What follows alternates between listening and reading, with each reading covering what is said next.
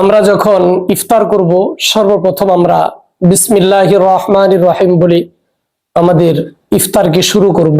আবু দাউদ শরীফের 2358 নম্বর হাদিসের মধ্যে আসছে, রাসূল আকরাম সাল্লাল্লাহু আলাইহি সাল্লাম বলেছেন, তোমরা যখন কেউ ইফতার করবে তখন তোমরা এই দোয়াটি পড়ে নিবে, আল্লাহুম্মা লাকা সুমতু ওয়া আলা রিজকিকা আফতারতু। যার অর্থ হচ্ছে, হে আল্লাহ, আমি আপনার জন্য রোজা রেখেছি এবং আপনার দেওয়া রিজিক দিয়েই ইফতার করছি।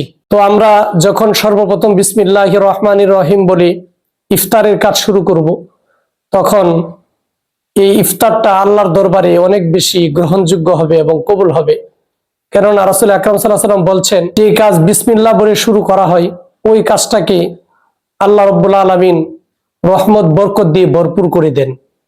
আমরা যখন বিসমিল্লাহির রহমানির রহিম বলে এবং এই দোয়াটি বলে আমরা ইফতার শুরু করব, তখন আমাদের এই ইফতারের মধ্যে আল্লাহ রাব্বুল আলামিন অসংখ্য অগণিত রহমত এবং বারাকা দিয়ে ভরপুর করে রাখবেন এবং এই ইফতার করাটা আমাদের একটি ইবাদতে পরিণত হবে।